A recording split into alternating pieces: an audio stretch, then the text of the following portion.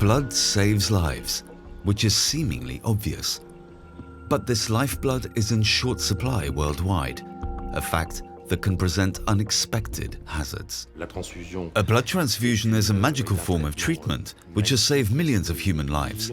It has nonetheless been marred by controversy. These are sufficient grounds for scientists worldwide to search for a formula which will allow for this elixir of life to be manufactured synthetically. To cross this frontier, nothing is off the table. Even worms are being considered as a new silver bullet. Yes, it has something to do with the mysticism of blood and the fact that you can synthetically produce it. It's a cool idea, right?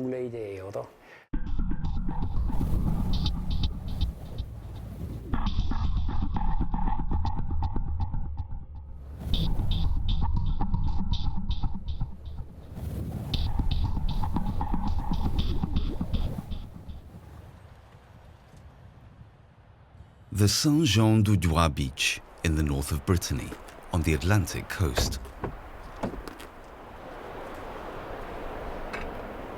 It's low tide, just the right time for biologist Frank Zahl. He believes that here, on the beach, he has found the key to cracking the notorious flaw in producing blood. Lugworms and their curious way of life play a pivotal role. This is a beautiful place to live. I've always been interested in marine biology. I wanted to understand how these worms are able to breathe between high and low tides, and here was the perfect place in which to study them. Zahl focuses on the fecal matter of the worms that lies on the sand. For many years, he's been fascinated by the ability of these creatures to get sufficient oxygen both in and out of water. The key to this lies in their blood, and, as Zahl discovered, specifically in their hemoglobin.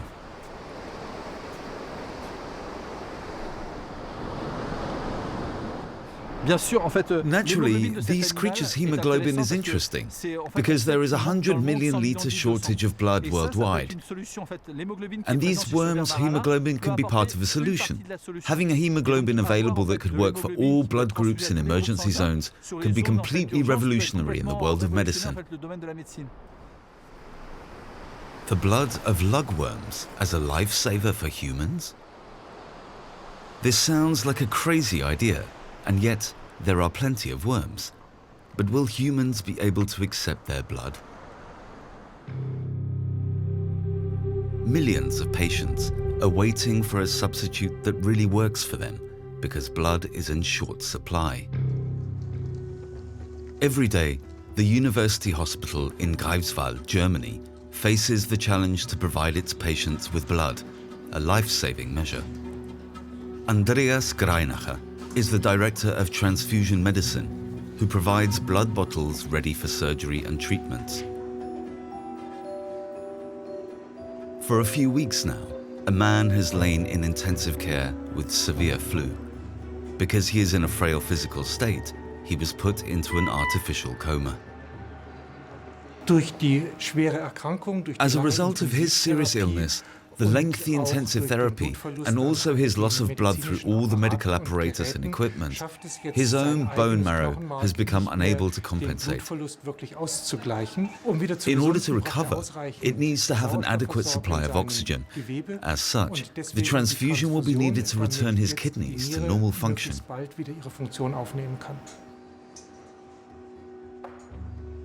It is mainly elderly patients, such as this 60-year-old man, who are dependent on blood products and who would not survive without additional blood being available.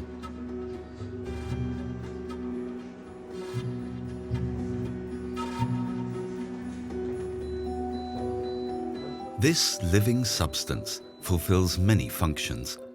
A total of about 5 to 6 liters of blood flows through our bodies. It delivers oxygen and nutrients to cells and transports degraded products such as carbon dioxide and urea to organs where they are excreted. But this elixir has a limited shelf life.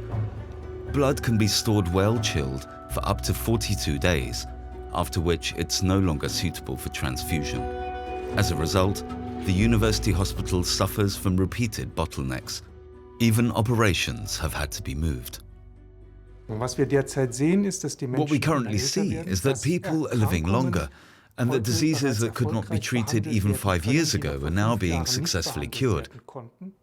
But these elderly people are dependent on a blood transfusion in their recovery. If this trend in life expectancy continues, the need for blood transfusions in the elderly will most likely also rise. An all-round blood supply is taken for granted, but is in fact a problem. As a result, Andreas Greinacher and his colleagues regularly advertise the need for blood donors. In Germany, the number is only around 3%.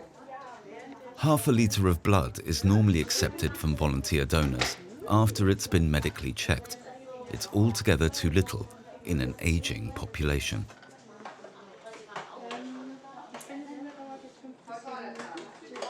The problem that exists in the newly formed German states is that since 1990 the birth rate has fallen by 50%.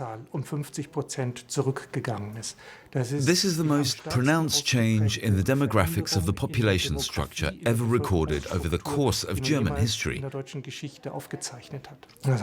That is, the amount of donors will have halved in the foreseeable future.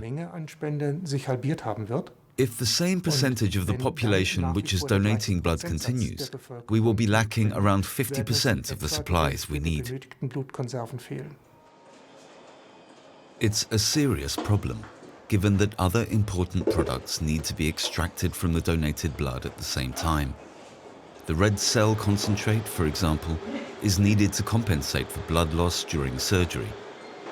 This high-protein yellow blood plasma is particularly helpful in the blood clotting process. What kind of guarantee can there be that a supply of these vital blood products will be there in future? And how safe are they anyway?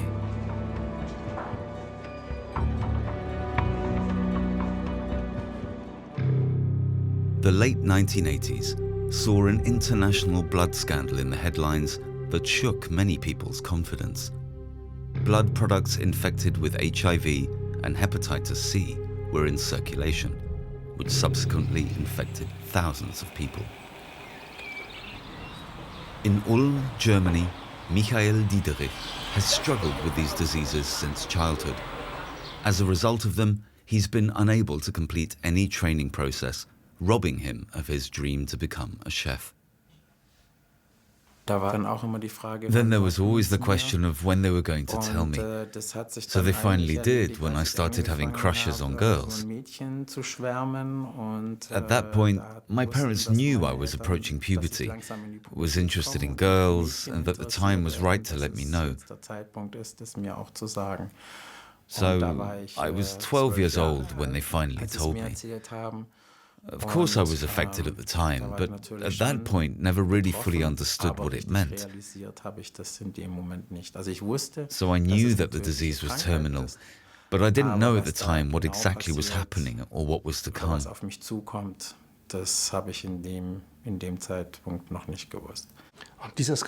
This scandal has unsettled people enormously. I went through it in my time as a young assistant doctor, seeing the transmission of HIV to patients through blood products.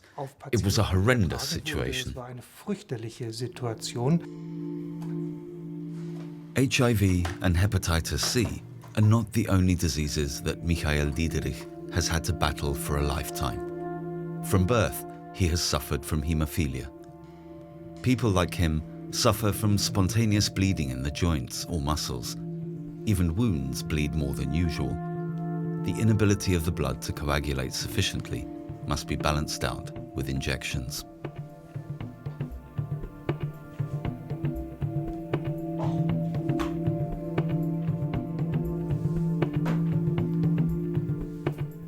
It was as a result of being a hemophiliac in the 1980s that Michael Diederich came into contact with infected blood. This has marked him for life.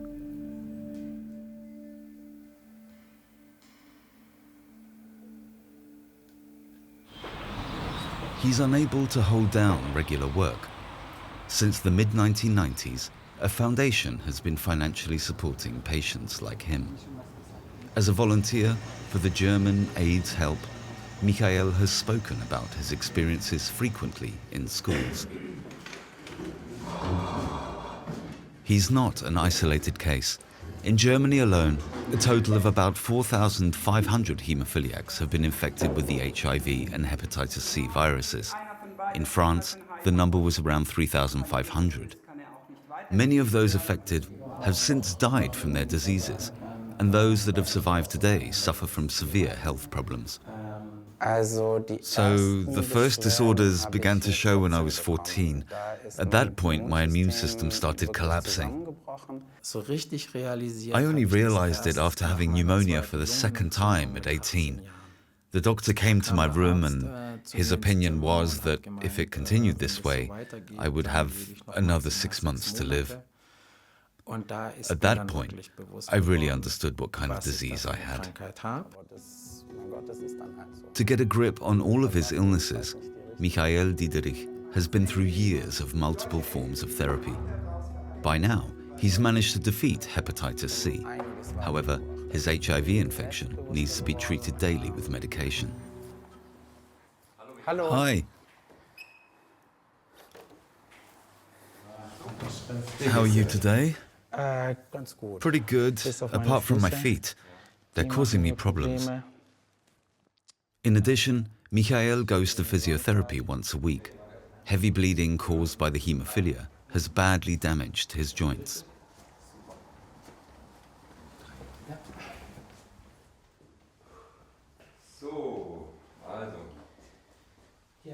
In spite of all of this, Michael has a bright outlook on life. He has a girlfriend and wants to have children. With HIV as it is, I'm doing reasonably well. I've been below the detectable limit of HIV for around 15 years. My immune system is to that extent getting stronger, but my body has been so weakened by the many years over which I've had these diseases.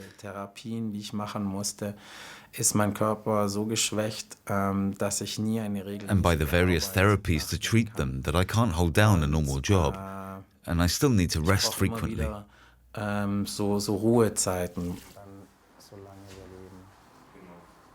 An agile and carefree life is unimaginable for Michael. He'll be dealing with his blood illness for the rest of his life. Today, though, he's able to go without donor blood.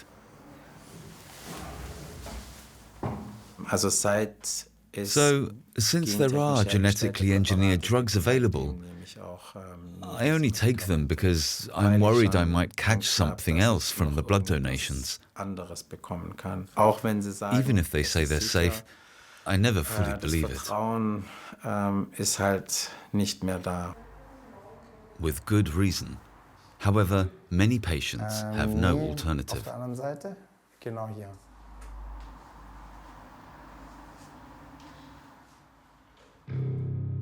Blood deficiency and health risks such as HIV, syphilis, hepatitis B, or entirely new pathogens. Who is in control of this?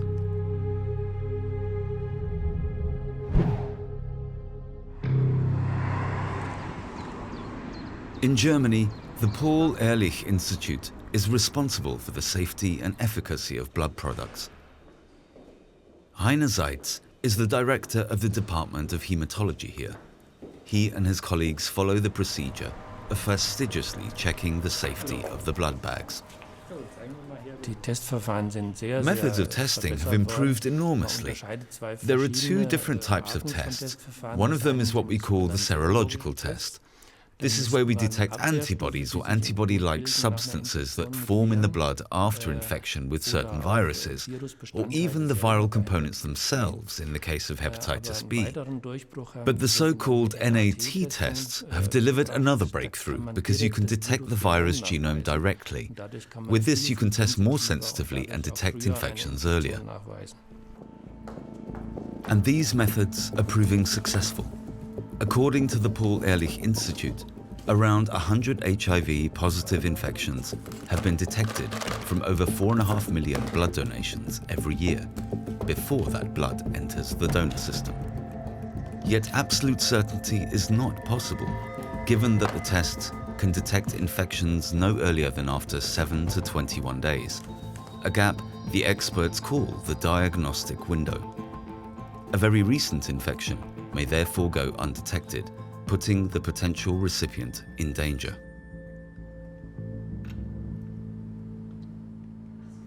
In Germany, the last transmission of HIV in this way was in 2010.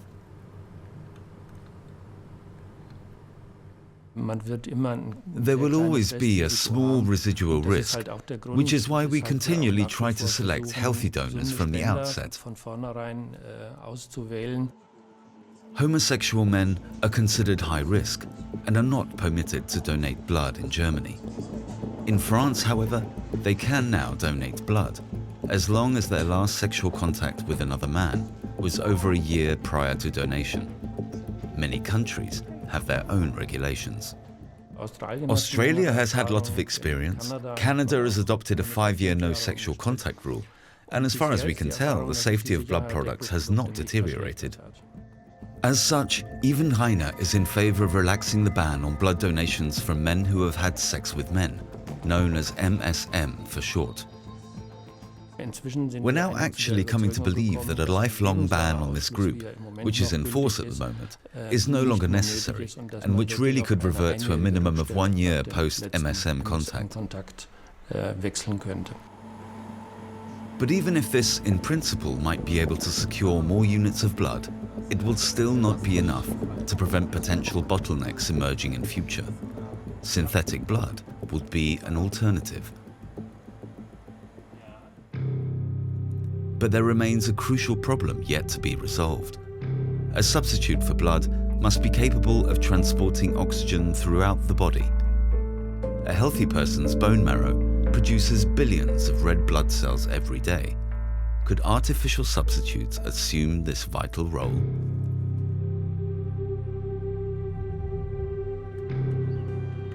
Physicians at the University Hospital in Zurich have been in search of a panacea such as this for a number of years. For anaesthetist Benoit Barrou, this remains a formidable challenge, in principle because of the red blood cells, known as erythrocytes.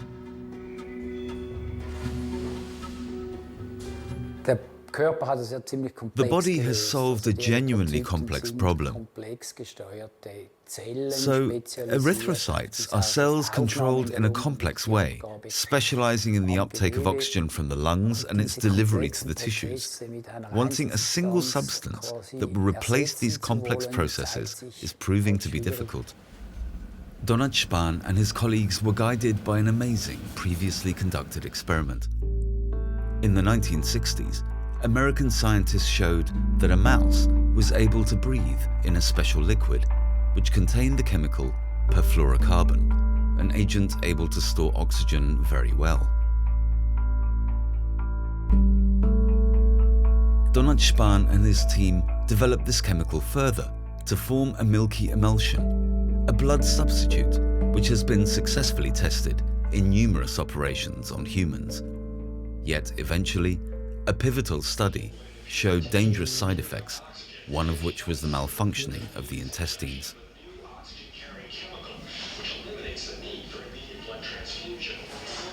The problem with this study, which led to serious complications, was not the substance per se, but essentially careless conduct during the process, which then led to the complications that came about.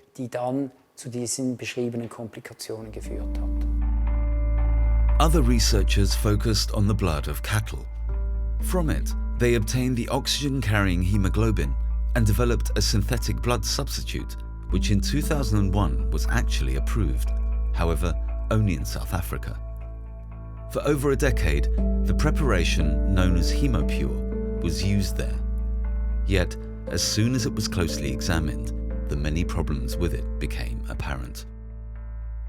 Normal, non-modified hemoglobin swimming freely in plasma damages many organs. It causes serious and immediate sustained damage to entire vessels. It stops the kidneys functioning and many other things get out of hand. So hemoglobin alone in the plasma is not a priori a good thing. Im Plasma, das ist mal a priori kein gutes Prinzip. You then have modified hemoglobin.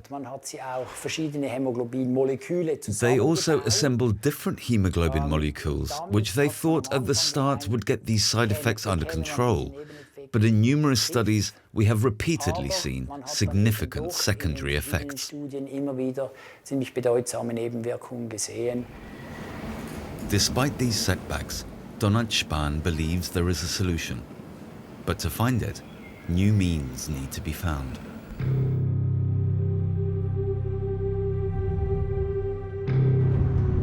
One promising approach may come from Morlaix in Brittany. From here, Frank Zahl wants to revolutionize the international blood market step by step. To realize his idea of using Lugworm hemoglobin, he gave up his safe official post in the research organization CNRS, and in 2007 founded the biotech startup Hemarina, a few kilometers from the coast. Blood is a public health problem. Since the contaminated blood scandal of the 1980s, we have lost 50% of donors. Their number has dropped from 2.5 million to 1.1 million. In France, between 8 and 10,000 blood donations are needed daily to meet demand. That's one point. In addition, a number of new viruses have emerged. First there was talk of prions, and lately the Zika virus, which may cause microcephaly in unborn fetuses. All these issues can be transmitted through blood transfusions, even if we are today trying to provide maximum security screening for donated blood. New viruses are constantly emerging. In animal studies, he and his colleagues have already been able to demonstrate the functionality of the worm substance. They deprived mice and rabbits almost entirely of hemoglobin and replaced it with Hemarina M101, a hemoglobin that they obtained from the marine worms.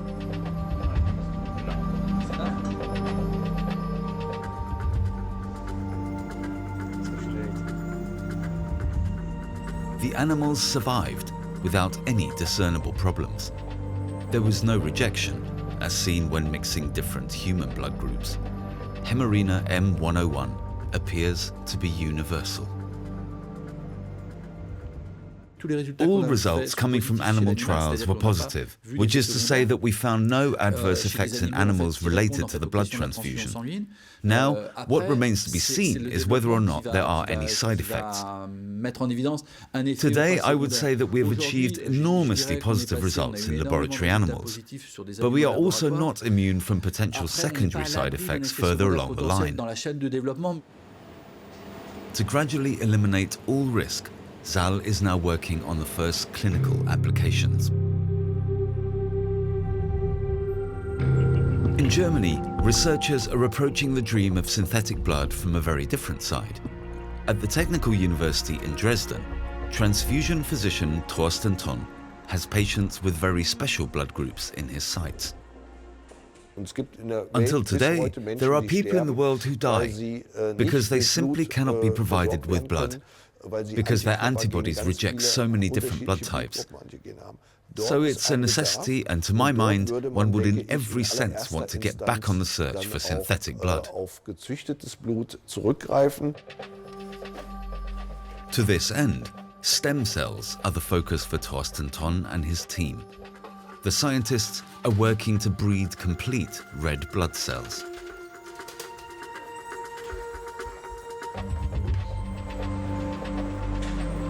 The starting point is stem cells, which they obtained from human bone marrow. But to form erythrocytes from red blood cells requires significant manipulation. Our approach was that we said we wanted to be able to pre-differentiate the stem cells from the bone marrow in an already predetermined erythroid line. And erythrocytes initially have a nucleus, and over the course of their maturation process, the erythrocytes still keep the nucleus, which they get rid of later during their mutation into mature erythrocytes. And our approach was to de-differentiate the cells as much as possible until the very last stage, and then maintain that stage. The researchers were able to achieve success. They actually bred mature red blood cells.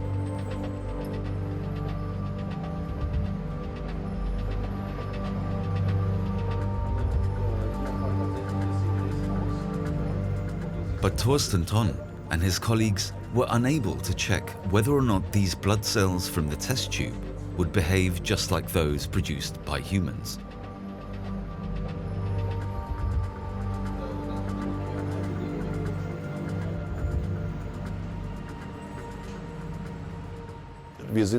We are very confident that the erythrocytes, which tally with the form of the mature erythrocytes that all of us have, will also be functional. But this hasn't as of yet been tested on models involving animals. Extracting erythrocytes from a cell culture in vitro is an outstanding achievement. Only at the moment, the efficiency of these cell cultures is not yet as efficient as that of the human body, and the time and effort involved in obtaining 1 unit of this is entirely disproportionate in comparison with the burden of normal blood donations.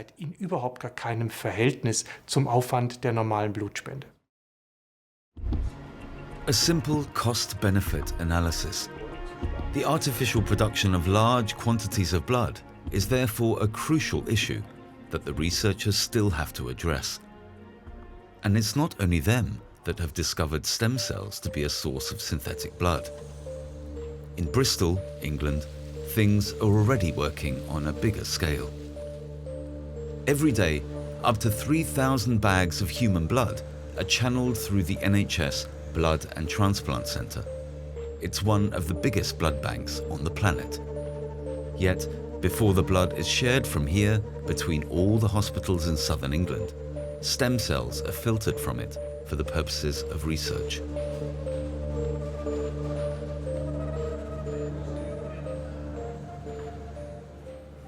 They are the basis for David Anstey's research, which has for many years been focused on the search for synthetic blood.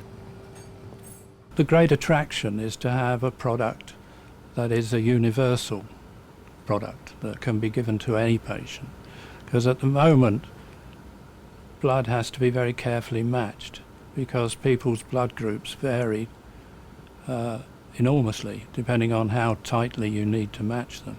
So if you had a product which you could give without recourse to matching, then life would be much easier. Lifeblood for everyone, the red blood cells of which are cultured from stem cells, should be universally applicable, but it's far from simple. Because in a blood transfusion, blood type is critical. People are not always able to have access to the type they need. If blood types are mixed, they are liable to clot, and in the event of a transfusion, be fatal for the patient. The blood type O negative is particularly sought after, given that it's well tolerated by most people.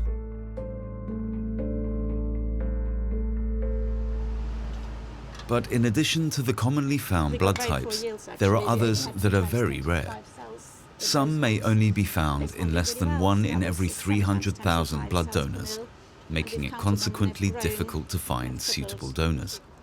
Anstey and his team accept this challenge. The main one we have in mind is sickle cell disease, because in the UK that's a particular problem. There are about 15,000 patients, and as I said, they all have many transfusions, some more than others, and it becomes a real problem for us to provide compatible blood. And that is certainly the case in France also, who have many sickle patients. The stem cells develop in a liquid medium over a number of weeks in which time they mature into red blood cells.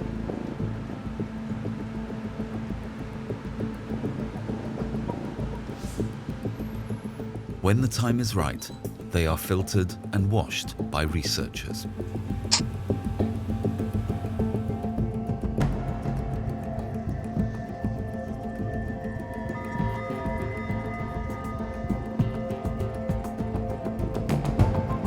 After spinning in a centrifuge, the red blood cells are ready.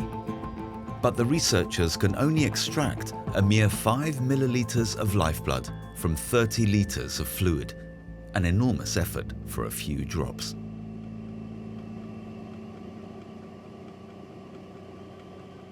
The biggest challenge is scale-up. The biggest challenge is getting the laboratory system to be as efficient as the bone marrow.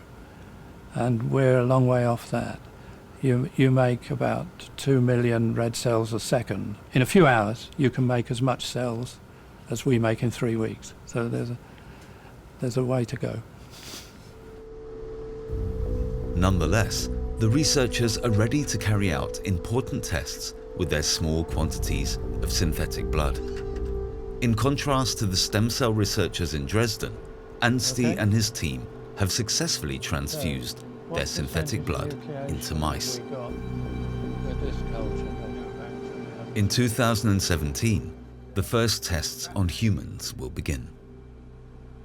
One of our aims is to take the cells that we grow at the moment and give them to human volunteers and compare how long they last with normal donated blood, in the hope that our cells, if we've made them correctly, will last longer. And this might be a potential advantage to these patients who require many, many transfusions throughout their life, because it might reduce the interval between transfusions for them. With a long shelf life, synthetic blood could have even better properties than real blood. But it is still a long road to travel before this risk-free and flexible product can be produced.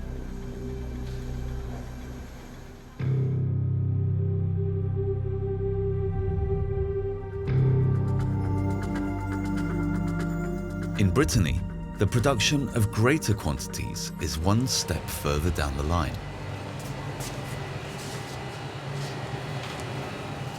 Frank Zahl no longer collects his animal blood donors from the beach, but grows them in a lugworm farm in the Netherlands. The shock-frozen worms and their wonder hemoglobin are then processed further in his laboratory.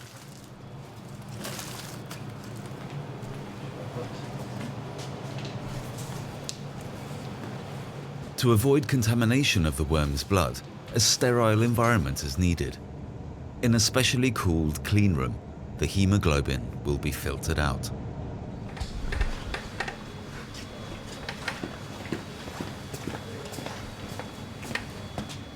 Okay, here they are in the process of clarification. Yes, well, the clarification is almost complete. They're already rinsing. It had to go quick there. It normally works better. You didn't need to change the filters? No, this one's a little oversized. It takes around a week for the entire production process. Nothing should go wrong. If the substance is contaminated with germs, it means the entire 20 or 30 liters are unusable and will need to be destroyed. The advantage of working in a clean room is to minimize the risk of bacterial contamination as much as possible.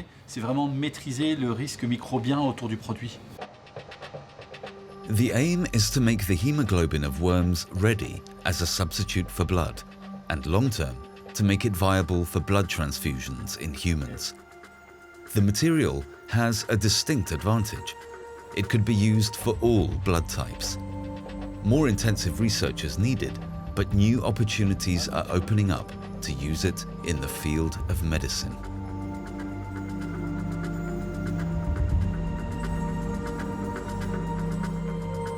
Frank Zahl and his team have already developed a therapeutic product from the lugworms, which entered clinical trials with people. It should be able to help in organ transplants, for example, in helping preserve kidneys.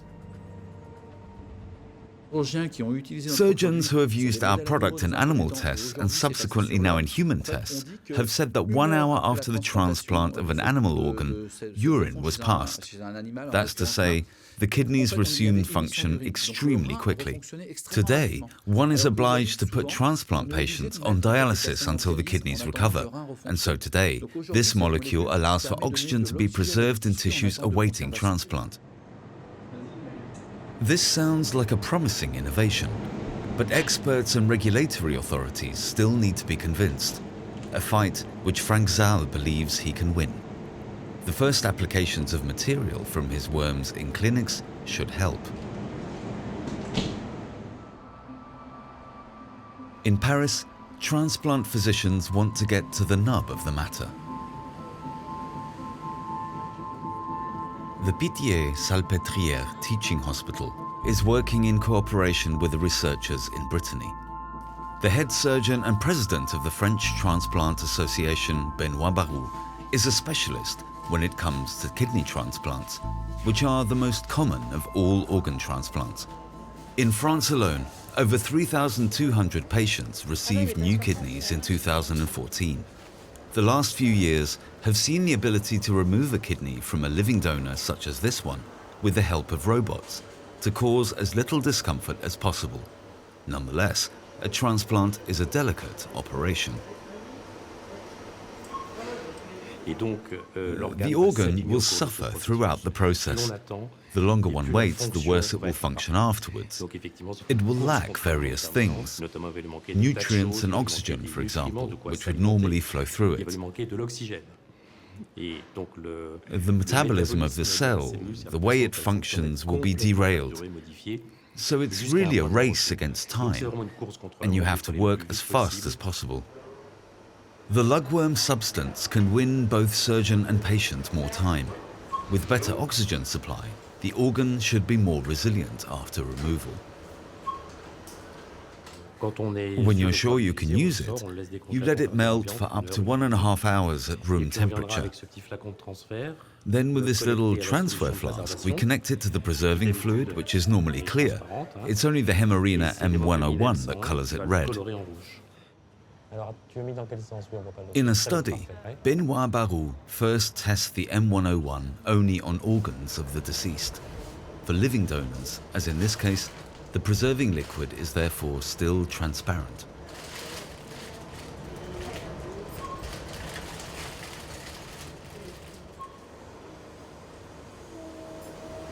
This liquid consists of water and salts, but has no way of supplying the organ with oxygen. As a result, the worm substance M101 can help. It contains a very special hemoglobin capable of bonding 156 molecules of oxygen, compared to ours which bonds only 4. Besides, it functions between 4 and 37 degrees centigrade. It's a real help in protecting organs. In transplant operations, every second counts. The shorter the period between organ removal and insertion, the better the condition of the organ. In a heart transplant, this period should be no longer than 4 hours. Kidneys can endure more than the heart, but have to be, at the very latest, transplanted between donor and patient within 48 hours.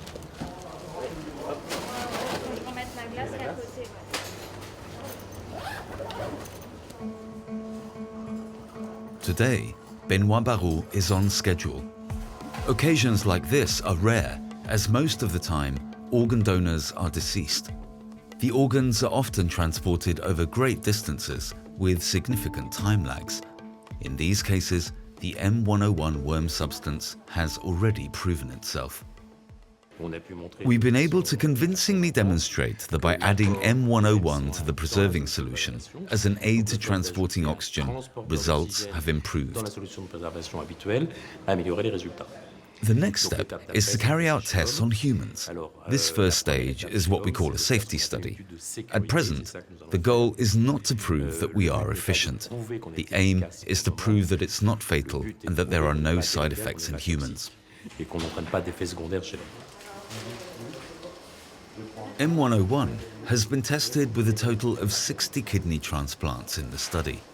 The aim is to secure the clinical use of the worm substance firmly in transplantation.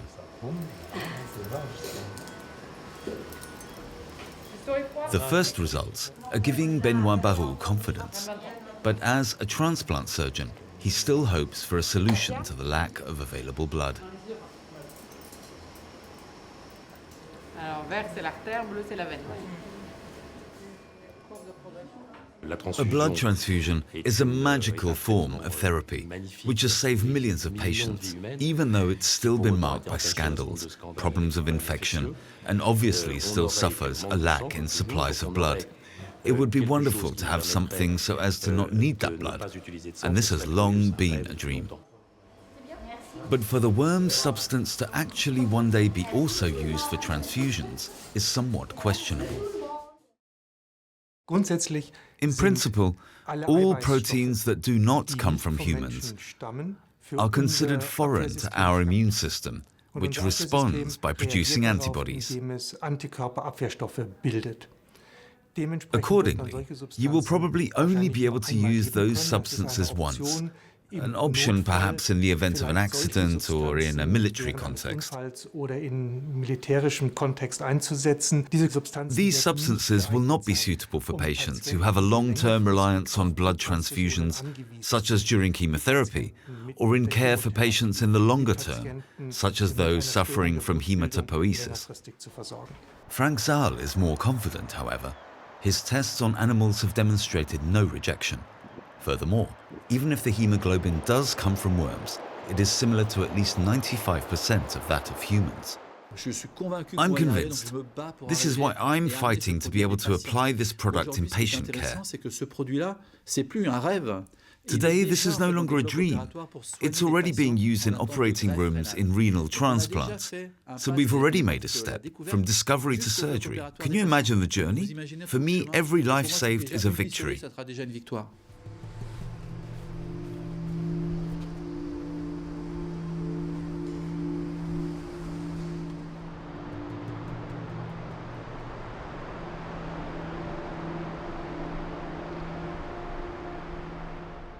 Because the French market in blood is worth a lot of money, so in the short term at least, alternatives are needed.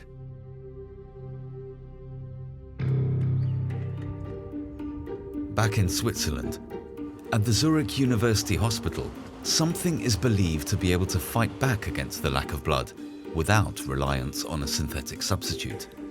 Anaesthetist Benoit Barrou, amongst others, is critical of the wasteful use of blood products. Furthermore, too much donor blood can partially lead to devastating damage and even death. Many operations of 10, 20 years ago just simply accepted that many liters of blood would be lost. And if you lose liters of blood, you follow up with a transfusion, and then everything is somehow no problem. And that was as natural as anything. Although to what extent blood products are harmful is not fully understood by some physicians. But it's also clear that blood transfusions should only be carried out when they are really needed, as each transfusion is a minor transplant in which a foreign substance is implanted into the body.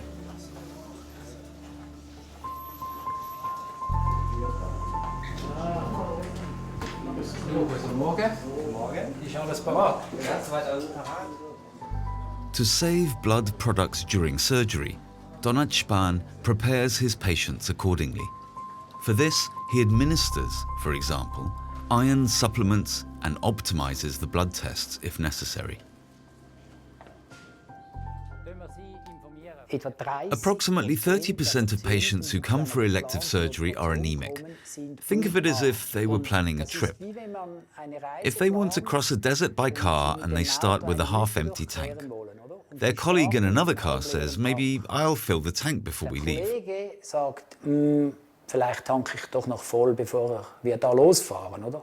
Which of them is going to arrive safely at the other end? Naturally, not the one with the half-empty tank, it's pretty clear. Similarly, an anemic patient who arrives for surgery with a half-empty tank will simply probably need a blood transfusion because his own tank will empty quickly. Treatment such as this requires some logistical effort before surgery. Spahn and his team must examine the patient 2 to 4 weeks before surgery and possibly set in motion treatment for the anemia. This is a heart bypass operation. Some years back, around 2 liters blood lost in an operation such as this was normal. Blood transfusions were inevitable. Yet, through a variety of measures, transfusions are now generally thought to be unnecessary during surgery. Patient blood management is the slogan that was developed with international doctors several years ago, and which ever more hospitals in Europe, America, and Australia proclaim on their standards to save blood products. As an additional measure, Spahn and his colleagues monitor clotting throughout the operation in order to optimize the process if necessary. Good. So we can see the first test here, which is really quite normal. It's determined by the platelets. If you inhibit them, we have this test here, the FIB10, and this is normal. So we have here really good normal clotting, right? So we don't need to do anything at the moment. And then we'll see how it goes during the operation.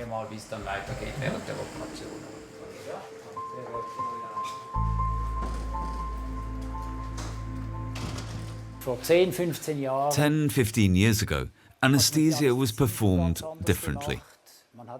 No one really looked at blood loss, nor thought so much about the process of blood clotting.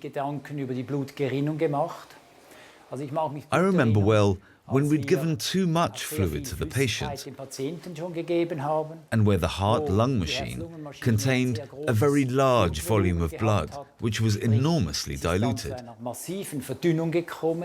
This is the time at which you need to think about a blood transfusion.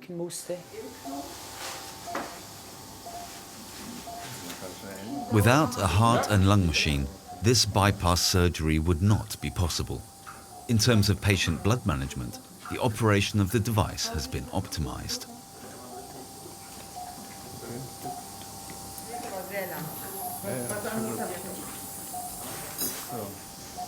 The unit is now situated close to the patient, and the hoses that interconnect machine and patient are as short as possible. The drainage container on the machine through which the blood flows is now much smaller than it used to be a few years ago. Consequently, less blood in total has to circulate outside the body, making important savings in terms of the blood needed in transfusions.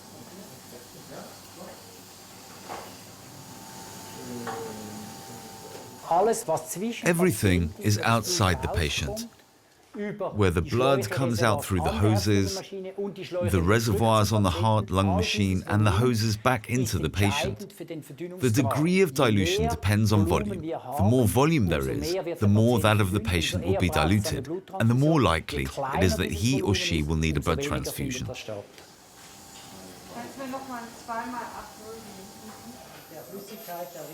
If the heart and lung machine has done its job and the heart is beating on its own once again, the blood still in the machine is collected.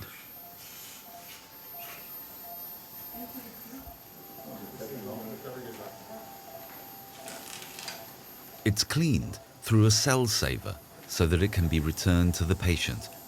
This is also a part of improved blood management.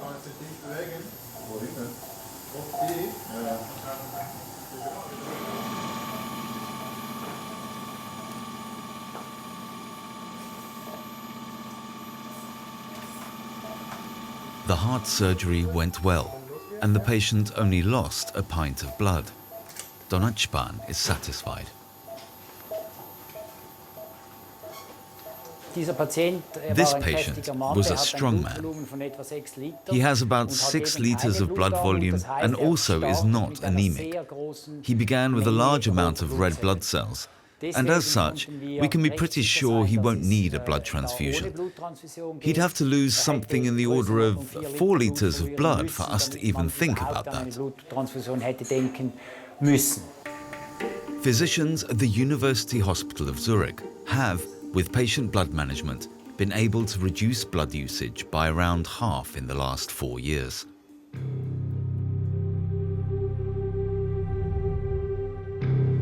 Yet the fact that blood donation saves lives still applies. In emergency situations, and for many varieties of surgery and therapy, donated blood is indispensable, because no equivalent replacement has yet been found. In my view, the way forward in terms of blood transfusion is a matter of policy. We all have blood in us and will all eventually need a transfusion. That is a fact that goes beyond borders. This doesn't only affect France or Germany, Belgium or England, but is an issue that applies to everyone. In my view, a European project could be started here, a European consortium that could work on this problem.